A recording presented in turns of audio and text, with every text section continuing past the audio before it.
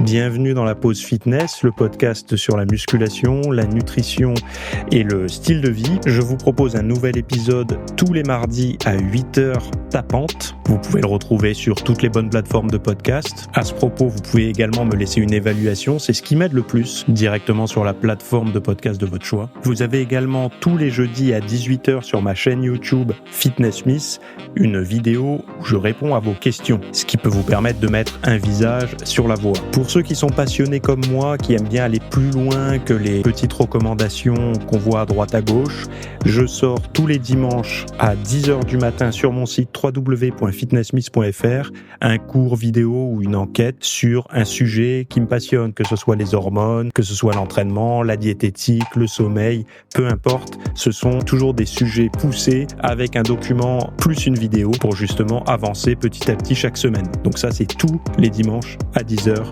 sur mon site www.fitnesssmith.fr. Pour ceux qui veulent avoir des programmes ou de la documentation numérique, que ça soit un programme masse, un programme sèche, un programme énergie, j'ai plein de rubriques sur mon site, donc vous pouvez voir le lien directement dans le podcast à la rubrique boutique.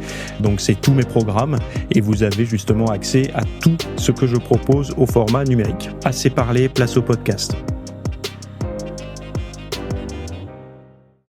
Salut à tous, j'espère que vous allez bien. Donc nouvel épisode aujourd'hui, donc je m'excuse par avance si la qualité audio n'est pas la même. J'ai eu un petit souci avec mon micro.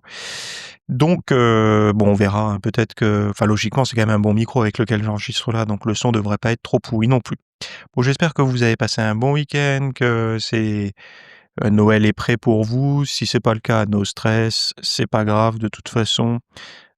Maintenant avec les trucs en ligne rapides et tout, vous avez plus besoin d'aller vous entasser dans les centres-villes pour les derniers cadeaux. Enfin, quoi que les derniers cadeaux aussi. Mais là, d'ailleurs, on est le 15, donc j'avais calculé, je crois qu'il reste un peu plus de 200, je crois que c'est 216 ou un peu moins de 200 heures de... Ah bah non, au moment où vous allez écouter, ça sera moins que ça. Ouais, un peu moins de 200 heures avant le premier repas de fête.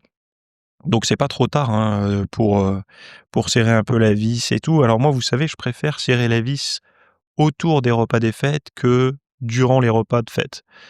J'en ai parlé d'ailleurs dans une vidéo que vous avez dû voir. Alors si vous n'êtes pas abonné sur ma chaîne YouTube, allez voir, hein, c'est la chaîne, elle s'appelle Fitness Smith. J'ai publié jeudi une vidéo justement pour parler de ça. C'est quelqu'un qui me posait la question sur la mini-cut durant la période des fêtes.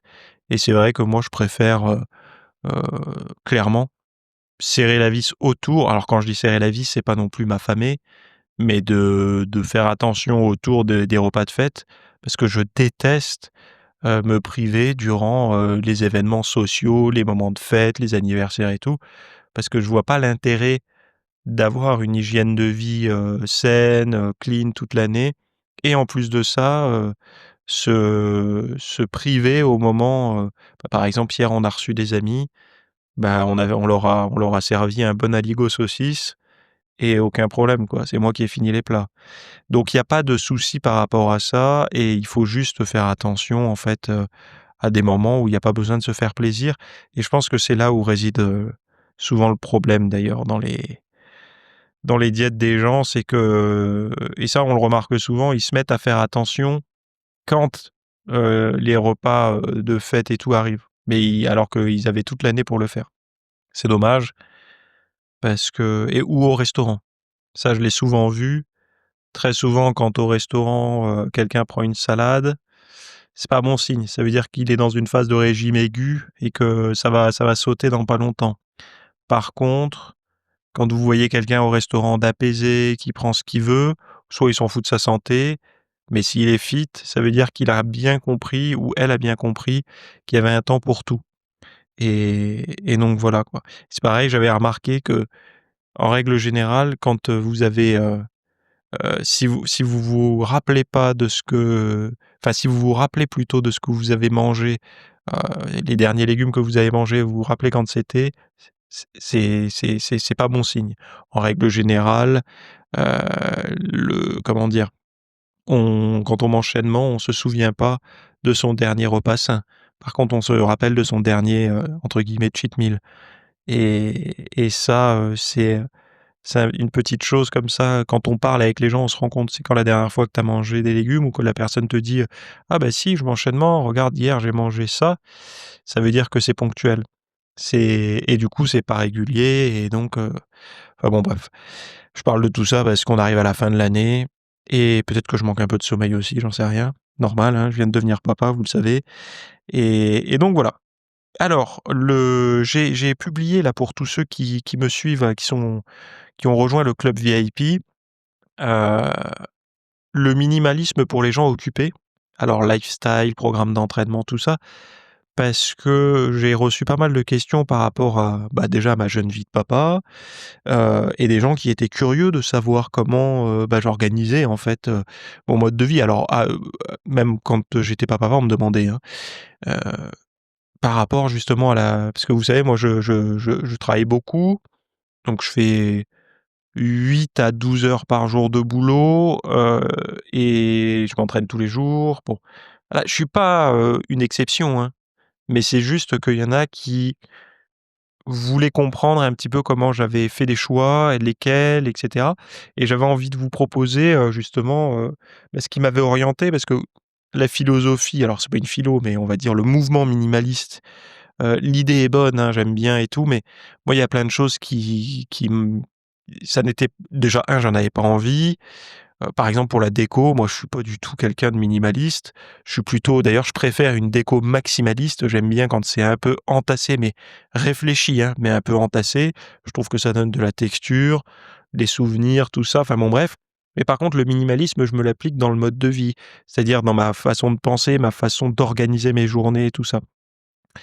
Et ça, quand j'étais salarié, je faisais exactement pareil. C'est pas une question d'être à son compte, de pouvoir gérer son temps. Ça, c'est d'ailleurs, gérer son temps quand on est à son compte, c'est des bêtises, hein. Tous ceux qui sont à son compte vous diront, on gère pas du tout notre temps parce que l'idée de gérer son temps à son compte, c'est de dire, par exemple, bah, tu peux faire ça à tel moment parce que tu es à ton compte et du coup, tu rattrapes un autre.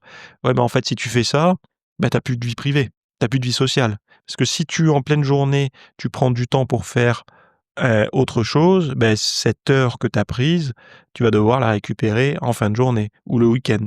Donc c'est pénalisant. Donc ça, c'est ceux qui vous diront ça, ce sont des gens qui ont une image, déformée du travail à son compte. En règle générale, on travaille plus. Déjà, à partir du moment où on travaille pour soi, on travaille plus et puis, c'est une fausse image, véhiculée, je sais pas, par, les réseaux sociaux, ils ont réussi à vendre beaucoup de saloperies par rapport à ça, roule avec une belle caisse, sois viril et un travail où tu as juste besoin de travailler 2 heures par jour. Tout ça, c'est de la foutaise et puis, je vous garantis que c'est, dépression ou burn-out, dans les 5 ans à venir. Heu, alors pas burn-out parce qu'on travaille pas assez, mais au moins dépression, perte de sens, quoi. Parce qu'à travailler 2 heures par jour, je vous garantis qu'il reste beaucoup d'heures à combler et ça peut vous faire, vriller. D'ailleurs, j'ai vu, la dernière fois un podcast sur quelqu'un qui était parti en retraite anticipée, à la trentaine. 2 ans après, il est retourné bosser. Bon, c'est bien, il avait réussi à mettre de côté, à investir dans je sais pas trop quoi. Tant mieux pour lui, mais il a vite dû retourner bosser parce que manque de sens, quoi et ça, c'est évident. Alors bon, si ça vous intéresse d'avoir mon mode de vie, heu, pour les gens occupés, minimaliste, lifestyle, programme d'entraînement et tout, allez voir, je vous ai mis le lien. Alors on parle de plein de choses dedans, de comment regagner du temps sans changer d'emploi du temps, de comment rester sportif même quand tout, s'enchaîne dans la vie, que ça soit boulot, vie perso et tout. Comment réduire la charge mentale qui épuise, qui épuise, j'ai remarqué beaucoup de personnes, mais la charge mentale, il y en a beaucoup, ils pensent que c'est juste le cas des jeunes parents ou des gens qui ont un boulot ou des parents solos qui élèvent seuls un enfant ou des gens, je sais pas, qui ont une personne à charge, à responsabilité, un proche malade ou autre. Non, non, la charge mentale, elle peut être aussi, chez un ou une célibataire, qui a un travail de salarié et qui se dit: «Mais moi je suis pas voilà, j'ai pas une grosse pression, sur les épaules». Mais en fait, il peut avoir une forme de charge mentale qui épuise et c'est pour ça qu'il se dit: «Mais c'est bizarre, depuis quelques années, j'ai l'impression que j'ai moins d'énergie qu'avant». Ben ça, je vous montrerai comment faire. Après, comment simplifier le mode de vie pour obtenir des résultats, le minimum syndical à faire à l'entraînement, pour justement avoir, des résultats et alors que ça soit au niveau de la masse musculaire, mais aussi de la VO2 max. Parce qu'il y en a qui se mettent à faire du cardio à outrance alors qu'il y a une dose minimale à faire qui fonctionne et vous allez faire progresser votre VO2, quoi. Donc tout ça, c'est linké dans les liens du podcast et on va passer au sujet, qui m'intéresse le plus, heu, enfin qui m'intéresse tout de suite là, c'est qui m'intéresse le plus. J'avais envie d'en parler parce que c'est important. Comment le cerveau apprend et pourquoi un café peut redonner envie de fumer? Donc, ce sont des chercheurs de Georgetown University Medical Center qui ont découvert que notre cerveau ajuste sa façon d'apprendre selon l'activité d'une protéine appelée KCC2. Et cette molécule contrôle comment les neurones libèrent la dopamine. Donc, vous savez ce qu'est la dopamine, hein, messager chimique du plaisir et de la motivation ou de la récompense. Quand le taux de cette, protéine KCC2 baisse, les neurones à dopamine s'emballent. Donc, en gros, ça devient plus incontrôlable de prendre, enfin de prendre les bons réflexes et donc du coup, ça renforce les associations entre un geste ou un lieu et une récompense. Et c'est ce mécanisme qui explique, par exemple, pourquoi une simple tasse de café peut suffire à déclencher une envie irrépressible de cigarette chez un ancien fumeur. Bon, bah ça, c'est pas nouveau. Combien vont dire: «Ah bah depuis que j'ai arrêté de fumer, je peux plus boire de café ou boire un verre de vin, quoi». Parce que, ça leur rappelle trop la cigarette et il y a même des lieux ou des personnes pour certains. Il y a des gens, ils vont jamais avoir envie de fumer, des anciens fumeurs, ils vont jamais avoir envie de fumer, mais par exemple, après le repas, l'envie va revenir ou alors quand ils vont être avec un certain groupe de personnes avec qui ils avaient l'habitude de fumer par le passé, quoi. Donc voilà. Ensuite, il y avait autre chose, que j'avais envie de de de de récupérer dans le podcast là, de vous parler, c'est, le comment dire? Autrement dit, dans l'étude, ils disent que davantage de cette protéine KCC2, c'est un cerveau qui apprend de façon plus équilibrée. Donc sans les signaux du plaisir, qui prendraient le dessus en gros. Et donc moi ce qui m'intéresse, c'est de savoir non pas comment avoir, le plus de KCC2 possible, ni le moins possible, mais plutôt, rappelez-vous toujours que ça soit en équilibre. C'est un petit peu comme la leptine, c'est un petit peu comme tout un tas de choses dans l'organisme. Heu, Quand les gens se disent: «OK donc» ou comme ce qui va vous parler, la myostatine, il y a des gens qui veulent absolument freiner la myostatine à fond, à fond, à fond. Mais la freiner à fond, à fond, à fond, c'est pas bien. Parce que l'absence de myostatine, ça peut, en fait, de pas freiner la régulation, enfin de pas réguler la prise de masse musculaire, c'est pas bon parce que nous, on pense biceps, mais dans l'organisme, on a d'autres muscles que les muscles, striés, esthétiques ou et cetera, quoi et donc ça pourrait être pathologique et là, c'est la même chose qu'on veut, nous, c'est pas l'absence ou la surdose de KCC2, mais sa bonne régulation. Alors quand je suis allé voir un peu les études sur le sujet, il y avait une étude animale, je crois. Ouais, c'est sur des souris ou des rats. Ils ont montré que le régime cétogène administré sur plus de 3 mois a augmenté l'expression de KCC2 dans le cerveau des rats. Alors ça garantit pas le même effet chez l'humain, mais indique une piste métabolique possible. Donc ça voudrait dire quoi? Ça voudrait dire qu'une bonne habitude pourrait, conditionnelle, se prendre plus facilement si on suit une diète cétogène. Alors est-ce que c'est une diète, où on aplatit un peu les courbes, glycémiques, ça fonctionnerait aussi? J'en sais rien, mais voilà, quoi. Après, il y a eu des études in vitro qui ont montré que le resveratrol, donc un antioxydant qui est présent dans le raisin, rouge, hein, peut augmenter l'expression de la fameuse protéine KCC2 via des mécanismes génétiques. Donc, alors, on va prendre un exemple concret pour que le cerveau apprenne à aimer faire du sport le matin, par exemple. Ce qu'il faut, c'est s'exposer à un petit pic de plaisir juste après. Donc, par exemple, musique, lumière, café, douche froide, etc. Alors si ça fait plaisir, hein, il y a des gens chez qui ça fait pas plaisir. Et ben ça fait un petit shoot de dopamine naturel. Donc c'est en fait, on se sert des mécanismes de mémorisation, de cumul pour justement ancrer, tatouer, l'habitude, quoi. Alors évite de lier ce plaisir à des récompenses externes, par exemple comme, «Ah, je vais faire du sport le matin, mais je vais tout de suite poster sur les réseaux sociaux que je fais du sport le matin». Alors ça, moi, je fais attention à ça. J'essaye de pas tomber dans ce travers-là parce que, on peut très vite, quand on est dans un élan de motivation ou quoi, se dire: «Allez, je vais poster tous les matins pendant X temps», je sais que c'est un peu la mode, la routine du matin. Bon, bah, vous avez bien vu que même les meilleurs, ont parfois des ratés, quoi. Et je crois qu'il y a beaucoup ça sur les applis d'endurance, là, Strava et compagnie, des gens qui se mettent non plus à poster par plaisir, mais à poster par, souci de montrer: «Regardez comme je suis un warrior», quoi. Donc ça, c'est pas bon. Si vous postez, si vous liez un entraînement à des likes, le regard des autres et cetera, ça tiendra pas.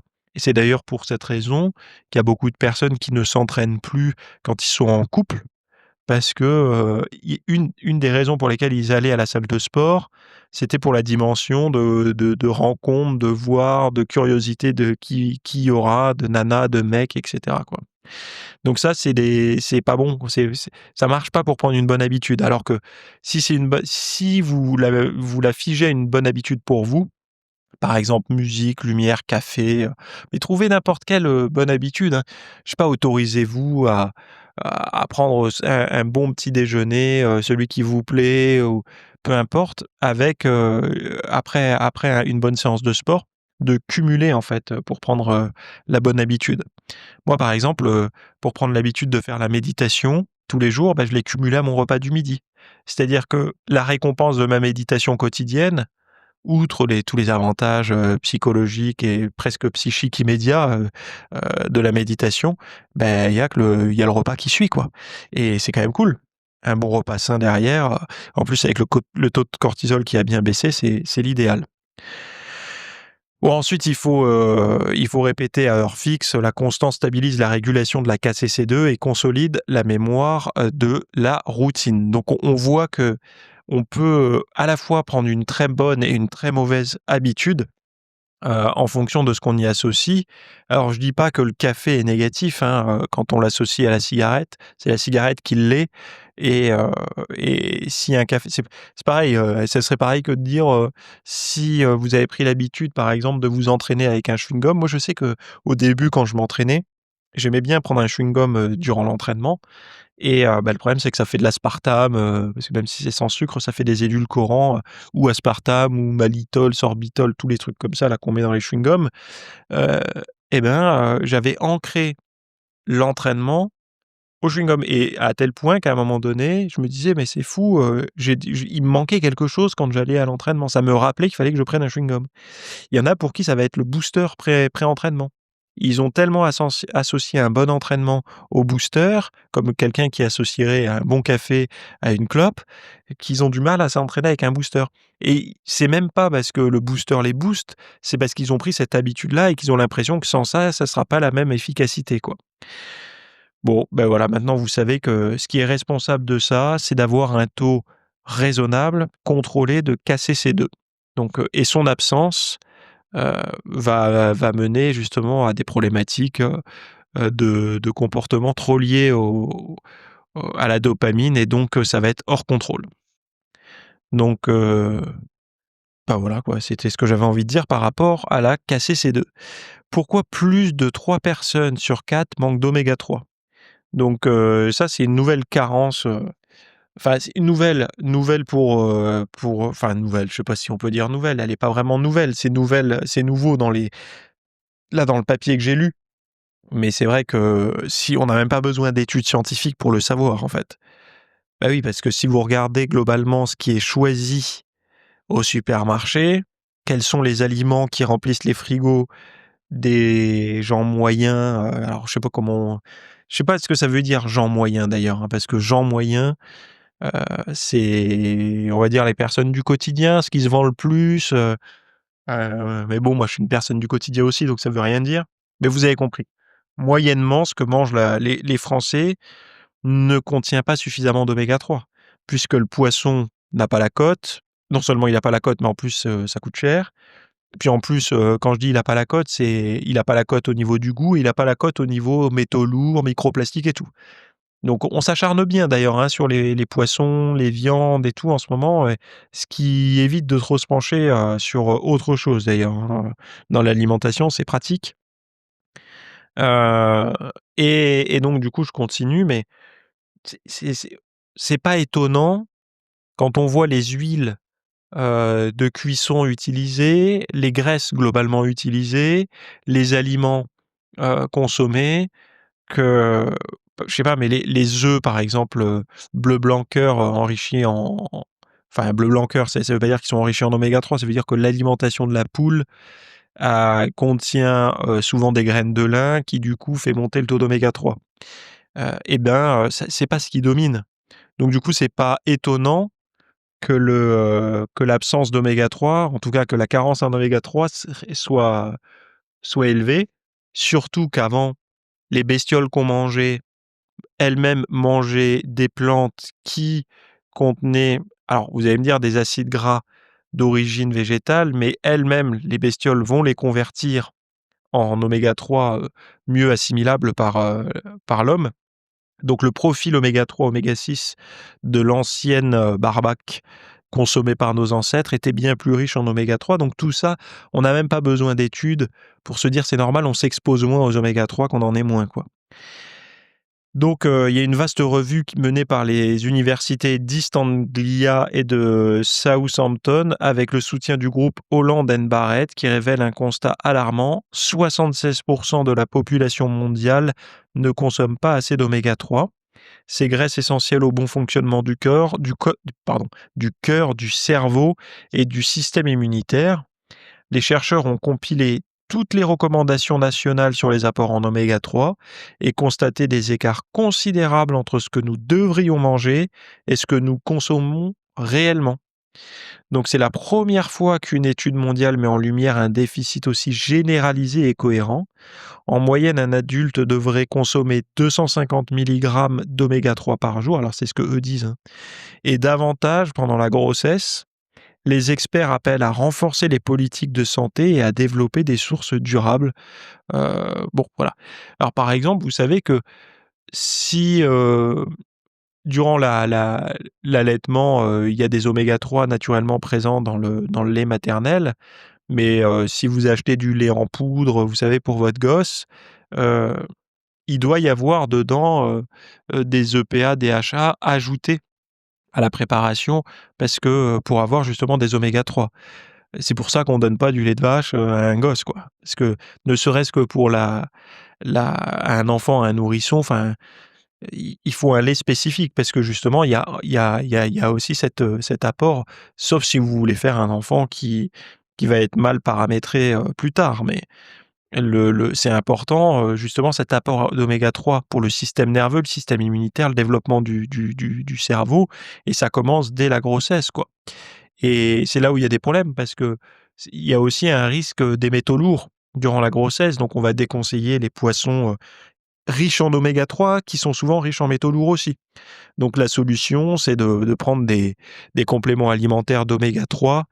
Donc maintenant là je dis ça, mais il y a plein de marques qui se sont orientées autour de la grossesse et puis des marques qui vous garantissent un taux d'exposition aux métaux lourds assez faible pour obtenir ça. Donc de prendre sa gélule d'oméga 3 ou ses gélules d'oméga 3 par jour, c'est la garantie d'avoir un apport, modeste et constant, d'oméga 3, quoi. Donc en fait, je pense qu'aujourd'hui, quand on dit cerveau, système immunitaire, cœur, c'est quand même 3 choses qu'on a envie d'avoir en bon état, quoi. Donc c'est pour ça, moi, très souvent, quand on me dit: «Si tu devais prendre qu'un seul complément alimentaire», bah, ça serait pas la protéine en poudre, quoi.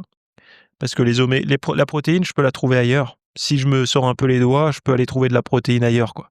Dans la bouffe, c'est assez facile. Par contre, les oméga 3, bien sûr, je vais en trouver, mais souvent, ils sont enveloppés de tout un tas de saloperies que j'ai pas envie d'avoir.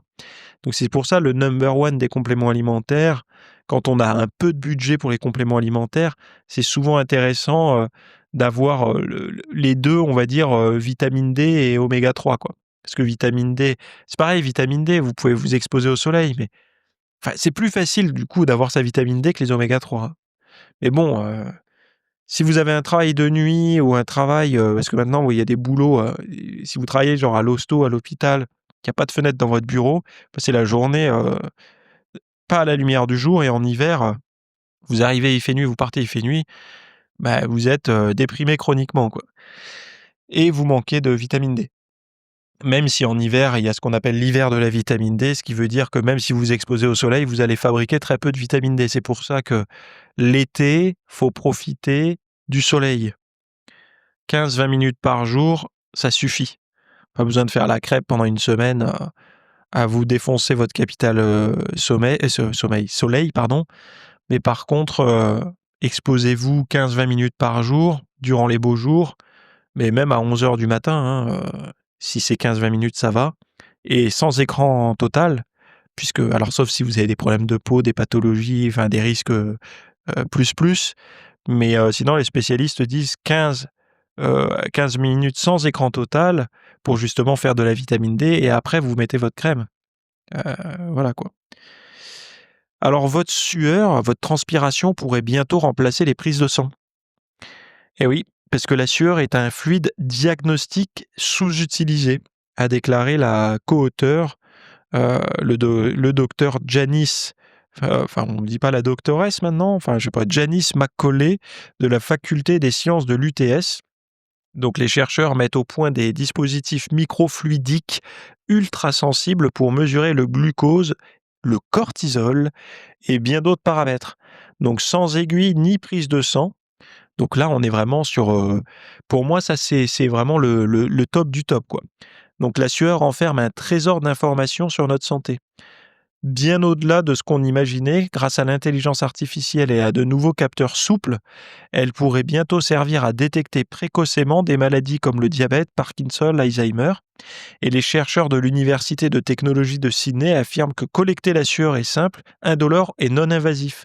Et donc, ils disent que ça y est, quoi, ils peuvent avoir en temps réel des retours sur nos hormones, sur le stress, la glycémie. Et ça, en fait, bah, pour moi, c'est vraiment l'avenir. C'est vraiment l'avenir des biofeedbacks. Parce que je pense notamment à la glycémie, mais la glycémie, avant, c'était prise de sang, puis après, on a eu les dextros, vous savez, à domicile, où on pouvait se faire les petites piqûres. Ça reste quand même pas une prise, oui, c'est une prise de sang, mais c'est pas la vraie prise de sang en laboratoire, c'est la gouttelette sur la bandelette, avec la petite machine. Puis après, on a eu les capteurs, je crois qu'on appelle ça transdermiques, là, les Freestyle V, je sais pas quoi, là, pour avoir sa glycémie. Puis maintenant, on va avoir justement avec la transpiration. Donc vous voyez que c'est de moins en moins invasif, et bah, ces capteurs avec la transpiration, j'espère, je croise les doigts pour qu'ils ne soient pas, alors les premiers, ils seront peut-être, heu, remplaçables, c'est-à-dire qu'ils vont avoir une usure ou quelque chose comme ça.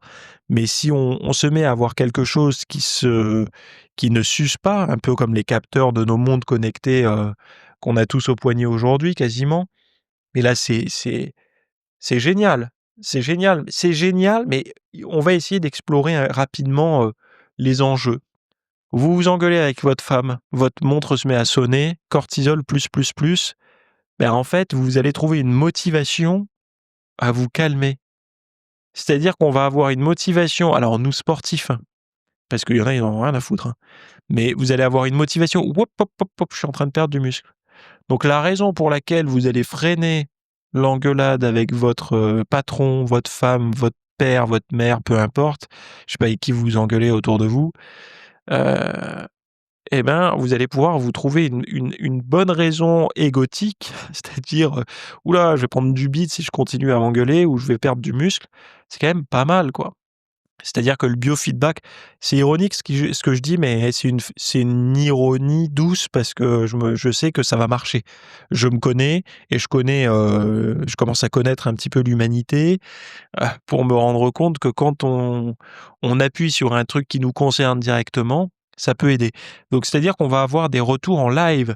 On va avoir également des retours en live, vous êtes dans les bouchons, vous commencez à vous faire monter un petit peu la pression, mais sans vous énerver. Et là, votre montre, elle va vous dire: «Ouh là, cortisol plus, plus». Bon, ben, et ça vous pourra vous dire en temps réel, en gros, à quel moment faire de la respiration abdominale. Alors oui, la respiration abdominale fait baisser votre taux de cortisol. Ça peut paraître simple, ça peut paraître con, ça peut paraître: «C'est bizarre, j'ai pas besoin de sortir, de mon portefeuille pour faire baisser mon cortisol, de pas acheter un complément alimentaire». Non, non, tu peux juste respirer, ça marche très bien. C'est-à-dire que tu as un truc immédiat gratuit, c'est-à-dire que c'est plus rapide qu'Amazon Prime, hein, et c'est immédiat. C'est-à-dire que tu décides tout de suite de baisser ton cortisol, tu respires avec le bit, ça marche. Ça marche et ça marche en plus si tu le fais bien, ça a marché pendant plusieurs heures, quoi. Donc trouve-moi un truc qui marche aussi bien que ça, tu peux t'accrocher honnêtement. Parce que mais bon, je sais pourquoi il y en a que ça intéresse pas, parce que c'est de l'actif. C'est-à-dire que c'est moins vendable, quelque chose où on doit faire, plutôt que quelque chose où on est passif, où on prend. Quand on doit faire, peu de personnes adoptent. C'est-à-dire que les médicaments et tout ça, c'est du passif. Médoc, compléments alimentaires, je sais pas moi, quand vous regardez ou vous suivez une vidéo d'hypnose ou de méditation guidée et tout, vous êtes dans le passif. L'actif, c'est quand vous faites de l'auto-hypnose, quand vous faites de la méditation sans musique ni rien, sans son, sans parole ni rien. Là, c'est vous, vous êtes actif dans la pratique. Quand vous faites de la respiration guidée pour faire baisser votre cortisol, vous êtes dans l'actif. Quand vous faites du sport, vous êtes dans l'actif.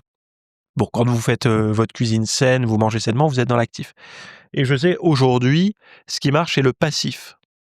Et oui, regardez un truc un parallèle, il y a plus de ventes d'aspirateurs robots aujourd'hui. Pourquoi? Que d'aspirateurs normaux. Enfin, c'est quelque chose qui est plus désirable. Et moi, je sais pas, je vais partout. Dès que je vais chez quelqu'un, il y a aspirateur robot. Et j'ai l'impression que l'aspirateur robot est partout. Il est dans un coin là, ce petit truc qui attend là, il attend la miette. Euh, moi, je m'en suis fait une question de, il faut avoir des principes, des valeurs, des choses comme ça. Moi, pour moi, ça, je me suis mis des limites. L'aspirateur, je le passerai, en fait. Je je peux pas penser qu'en 2025, on n'a plus le temps de passer l'aspirateur.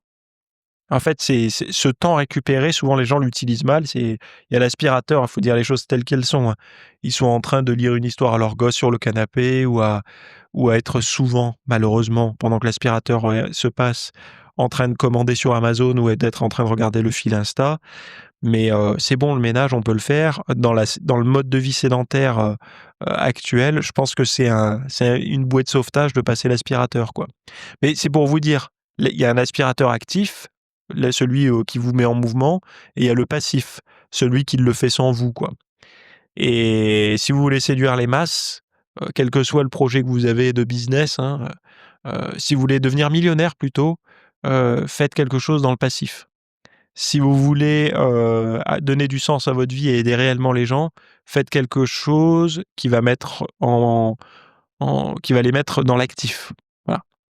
Et parce que ça va donner du sens à vous, parce que vous donnerez du sens à eux, et cetera. Enfin bon, bref. C'est comme ça, mais c'est le passif qui se vend le mieux, hein. C'est le passif qui est le plus séduisant. Moi, si demain, et enfin, on est tous concernés, moi le premier, hein, dans un domaine que je maîtrise pas du tout, où j'ai pas envie de m'intéresser, si on me dit, «Bah, pas besoin, tu appuies là-dessus et tout se fait à ta place», bah, ça va me séduire. Après, d'autres domaines, non, parce que justement, j'ai envie de m'impliquer dedans et je me sens concerné. Moi, j'ai pris à bras le corps, mon mode de vie. Bah et voilà, là, j'ai envie d'être actif là-dessus. Il y a des gens, ils en ont rien à foutre de ça. C'est-à-dire qu'ils ont envie que ça soit, ils ont envie d'un template à recopier tous les jours, quoi.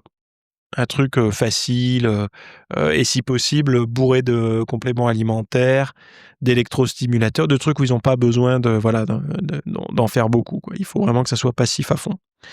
Donc je vous dis ça parce que on va pouvoir avoir en temps réel, grâce à ces capteurs, des retours immédiats. Et faut pas juste se dire, «Ça va nous servir pour le sport et tout». Faut voir bien plus loin que ça, parce que le sport, on a quand même pas mal de feedback aujourd'hui. Heu, les montres commencent à être relativement balèzes sur les retours, mais là, vous imaginez, dans le quotidien, on va pouvoir, si on peut traquer nos courbes de cortisol, mais c'est top, quoi. c'est top de pouvoir traquer ces courbes de cortisol. Si on peut traquer ces courbes de TSH, de testostérone, j'en parle même pas pour les personnes qui veulent, j'allais dire qui veulent tomber enceinte, mais c'est les femmes qui tombent enceintes déjà, donc pour les en période de pré-grossesse et tout. Heu et puis même, quid de la contraception? Sous forme de capote et tous ces trucs-là. Parce que si vous avez un feedback, immédiat de vos hormones, beh, vous avez des informations sur la contraception en temps réel. Puisque, pour rappel, si vous suivez vos hormones bien, vous pouvez, heu, enfin, il y a des méthodes pour ça, il y a des gens qui se passent de contraception, ce que j'appelle passive, et ils sont actifs sur le sujet. C'est-à-dire que en maîtrisant bien les cycles et tout, ils peuvent, enfin bon bref, je vais pas rentrer dans le sujet, c'est pas le sujet du podcast, mais c'est pour vous montrer à quel point ces capteurs de la transpiration, s'ils sont efficaces et grand public, ça va vraiment changer beaucoup de choses.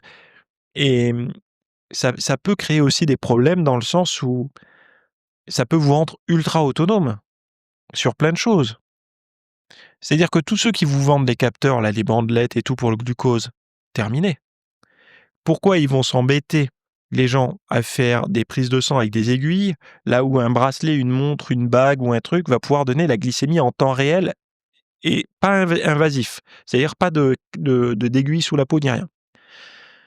Pourquoi aller faire des bilans sanguins, donc tous les labos et tout? Alors je parle pas pour les examens lourds et poussés, hein. Je parle pour les petits trucs du style, cholestérol, diabète, les trucs qu'on fait, vous savez le check-up annuel, quoi.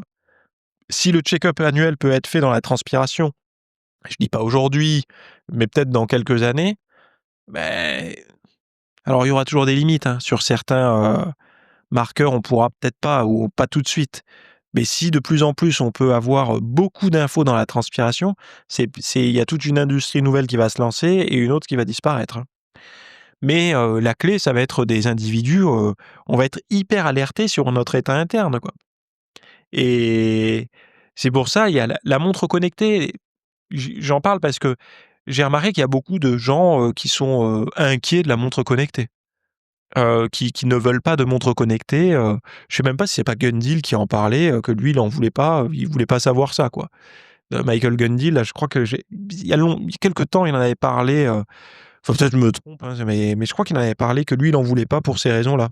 Bon, moi j'en connais plein autour de moi, montre connectée, des gens qui sont un peu hypocondriaques et tout, ils veulent pas, hein. Ils veulent pas parce que,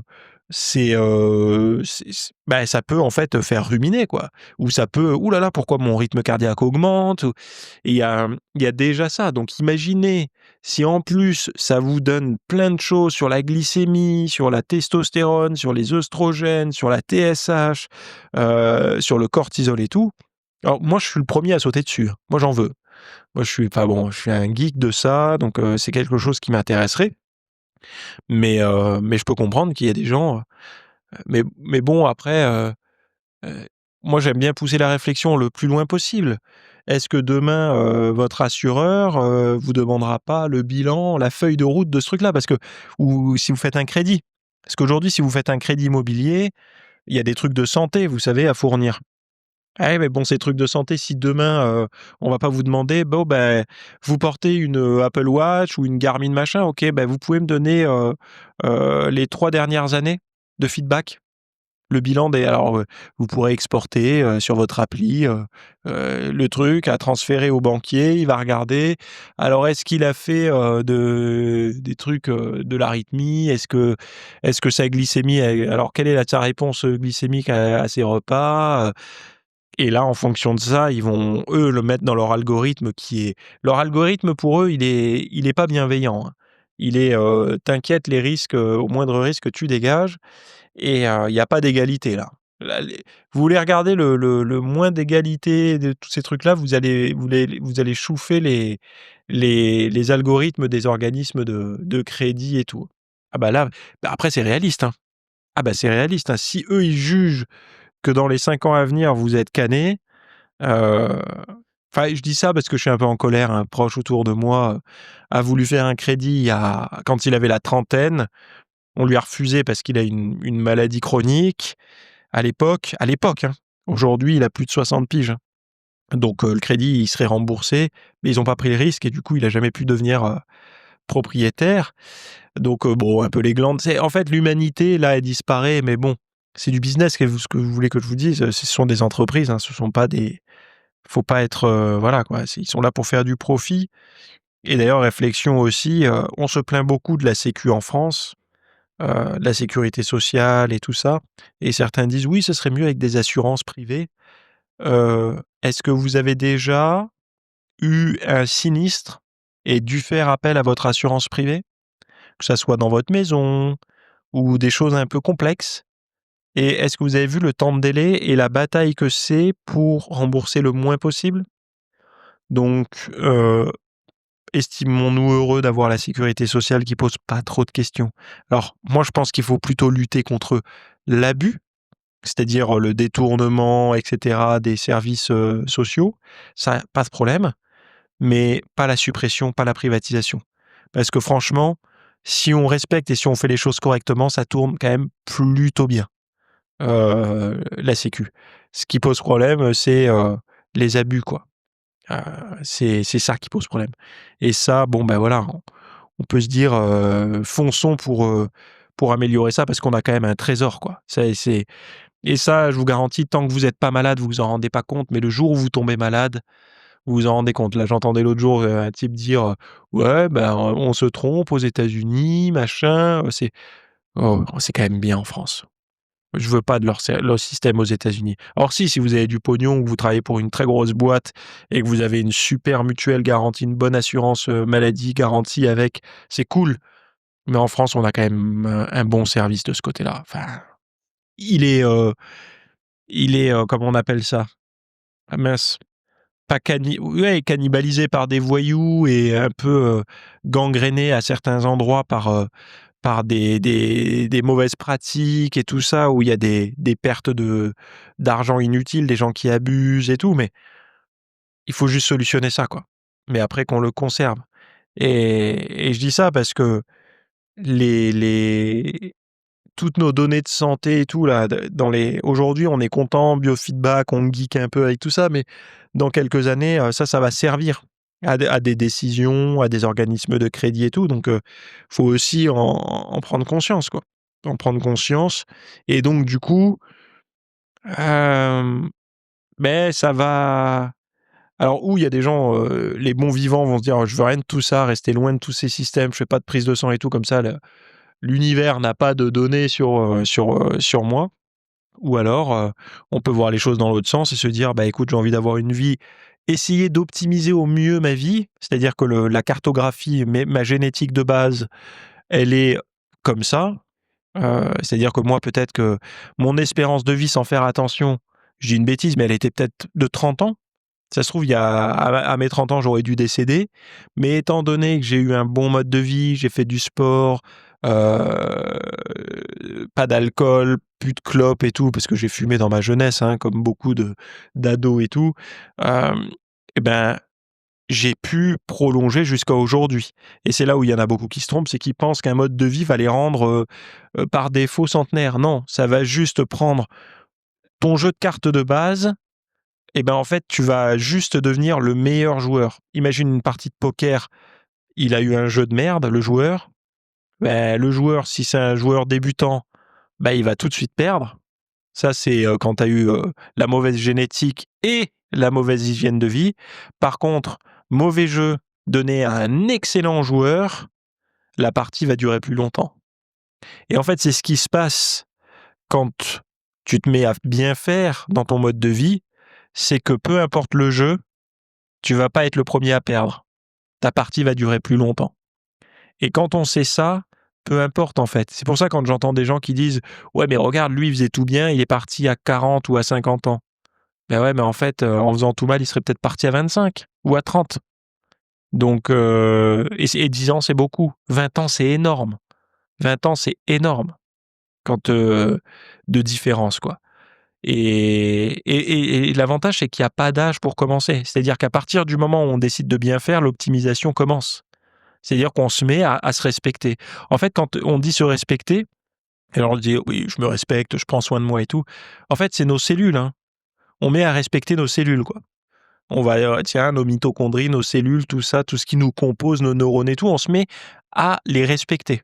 À se dire: «Bon, ben, maintenant, je vais pas t'inonder de cortisol toute la journée, je vais un peu mieux respirer et je vais te laisser, tranquille, te régénérer. Toi, ben, je vais t'apporter, les nutriments qui vont faire que tu vas bien carburer». Et en parlant comme ça, c'est de comprendre qu'on est composé de ce qu'on mange, dans la journée, heu, ça aide, ça aide. C'est pour ceux qui veulent l'image du bâtiment, est-ce que vous avez envie de construire, une maison avec les vieux cartons humides, de la poubelle jaune ou, vous avez envie de construire votre maison avec, du bois, des briques, des parpaings, et cetera, du plâtre et tout? Bon, ben, pourquoi vous prenez la deuxième option? Parce que c'est ce qui fonctionne le mieux et ce qui est le plus solide. C'est la même chose pour l'organisme. La bouffe ultra transformée, c'est les vieux cartons pourris de la poubelle jaune. La nourriture non transformée brute, si possible bio, locale et tout, avec le respect des animaux et tutti quanti, ben, là, c'est les matériaux solides. Donc, et quand on comprend ça, on se dit: «Mais est-ce que j'ai envie d'être construit avec des saloperies ou pas?» Et moi, je sais que ça avait marché à l'époque pour moi cette, réflexion-là, heu et quand on se dit que même nos pensées sont fabriquées de tout ça, on peut pas bien penser quand, on travaille avec des mauvais matériaux, quoi. Je vous laisse ici. Si vous voulez avoir, toutes les infos là sur mon mode de vie minimaliste appliqué au sport et tout, le minimum syndical pour développer sa VO2, prendre du muscle, et pour tout un tas de parce que j'ai 12 règles que je m'applique. Alors 12, c'est un peu le chiffre à la con, mais quand, j'ai compté, je me suis mis sur papier, j'ai dit: «Bon, ben, voilà», parce qu'à force de recevoir les questions, je me suis dit: «Je vais les noter». Je suis arrivé à 12. Je me suis dit: «Merde, 12, c'est un chiffre marketing à la con, ils vont pas me croire». Et bon, il y en a 12, je vais pas en inventer une 13e ou en retirer une, donc il y en a 12, c'est comme ça. Allez voir, je vous ai mis le lien dans les notes de cet épisode. Bye. Merci d'avoir écouté cet épisode. Alors, avant de partir, j'avais juste quelque chose à vous partager. C'est vrai que vous avez peut-être des temps morts à meubler, que ce soit des temps de trajet dans les transports en commun, du cardio un petit peu long sur un tapis de course, ou alors tout simplement envie de remplacer les programmes que vous avez la soirée pour de l'apprentissage. Vous êtes peut-être adepte des émissions, des documentaires, des reportages, etc. Sauf que dans le monde de la musculation, de la nutrition, du développement, d'un mode de vie sain, etc. C'est un peu maigre en contenu dans les médias grand public. Et donc, ce que je vous propose, moi, personnellement, c'est d'aller faire un tour dans la bibliothèque alors, c'est un Netflix version fitness privée qui vous coûtera moins cher qu'un lavage auto au rouleau par mois.